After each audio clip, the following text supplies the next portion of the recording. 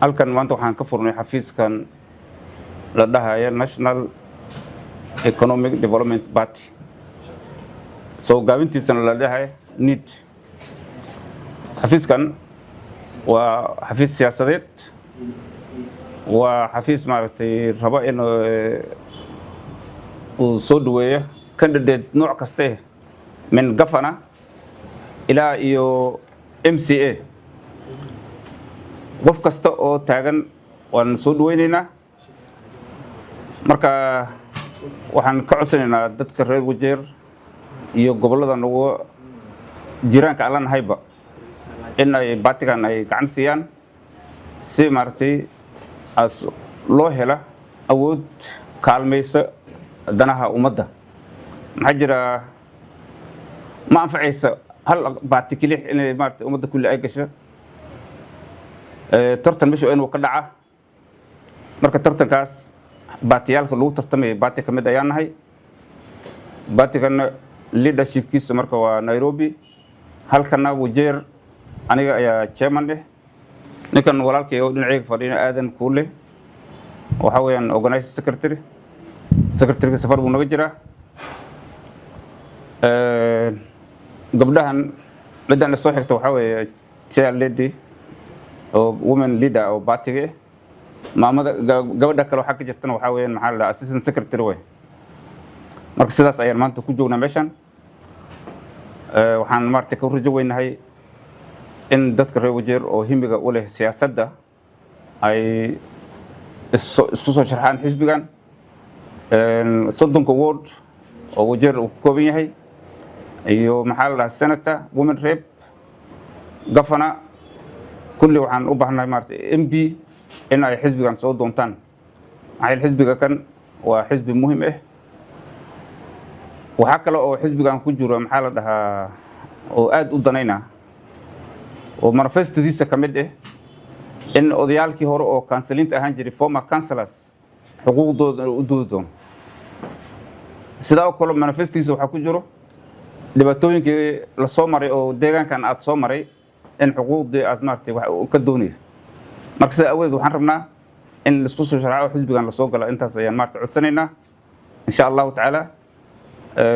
xafiis saacadan waxa ku soo beegay waa saacada loogu baahan yahay oo dadka siyaasadda u tartamay u loolamay ay doonayeen in maartay ay xisbiyaal ay helaan tigid ay ku tartamaan ay helaan. marka sida awadeed ayaan u fududeynay in si fudud waliba inta Nairobi meel ay ka sii dhadhici lahaayeen Wajeer ayaa maartay wax kasta in loo hagaajiyaan rajaynaa insha Allah ta'ala. xisbiga ilaa hadda agreement ay la sangareysteen ma maqlin dawladda, laakiin sidii noola sheegay leadershipkiisa noo sheegay ma aha mucaaradka hadda groupkan oo United kuma jiraan opposition kuma jiraan. oo xisbada iska madax banaan laakiin rajaan ka qabnaa in maartay la noqon doono as la tirsan doono dawladda. shacabka reer Wajeer waxay ka faa'iidayeen dadka loolamaya way u fududeynaysaa maartay inay cariiriga asga ay galaan oo xisbiyaasha baatiyaalka lagu cariiriyo ama ururiyaalka ay ku tartamayeen loo cariiri aska gala way ka kaftoomayeen. mid labaadna waxa waaye waa baati dawladdeena wax ka noqon doono oo wax ka soo dhisaya isla markaana aan rajo ka qabno in maartay as u fududeyn doono inay maxaa la dhahaa waxyaalo badan oo wax hadda dawladdan hadda jirta waxyaalaha ay noo istan u qabanayso qaybo kamid ayagana inay ku sii encourage gareyn doonaan. Assalaamu alaykum warahmatullahi wabarakatuh. aniga waxaan ahay aadan kuule Yuusuf oo reer Wajeer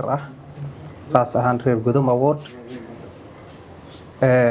dadka idaacadda iyo wariyaalka aan ku soo dhaweynaa xafiiska NEDP Wajeer branch. partigan waxa party leader ka ah oo maamulka ah Governor Mike Sonko, former governor anaka election in Wajeer dadka waqti campaign la gaar oo tagayeen oo Nairobi ku rafaadayn wixii inay inta ka helaan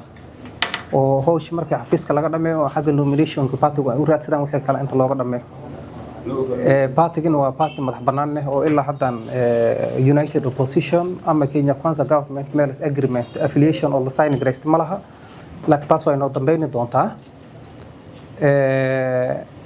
aniga waxaan ka ahay party-ga organizing secretary Wajeer branch. Sheikh Nur waa former councillor, Sheikh Nur waa chairman, Madam Halima Bochola iyo Faadumaani waa signatories ay ka mid yihiin dad kala badan oo naga maqan waa jiraan marka aad iyo aad aan u soo dhaweynaa ummadda Wajeer County dadka ilaa governor senators MPs MCS inay ku soo dhawaadaan aan rajeynayna anagana waa soo dhaweynayna magacayga waa Maama Calima Bochala maanta inta waxaan iskugu imaanay inaan party cusub oo la yiraahdo National Economic Development Party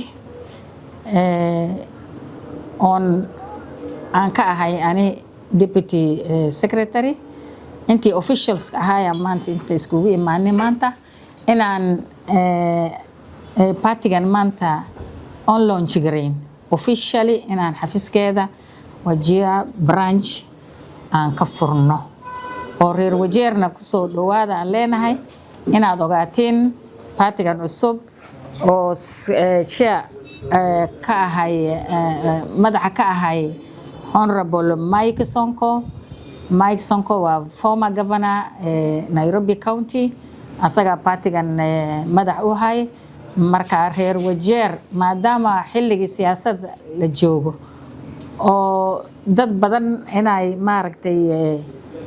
aspirant badan ay jiraan oo inay kursiyaash badan lagu tartami doono inaad partiganna ogaatiin inaad partiganna aas jiro inaad ogaatiin oo partiganna aad ku register garaysiin governor ka bilow ilaa MCA partigan inaad soo gashiin member ka noqotiin oo markii tartanka aad galaysiinna partigan nomination ka raadsatiin sidii chairman Sheekh Nuur as sheegay lacag yaraana lagu gala waxaan u maleynaa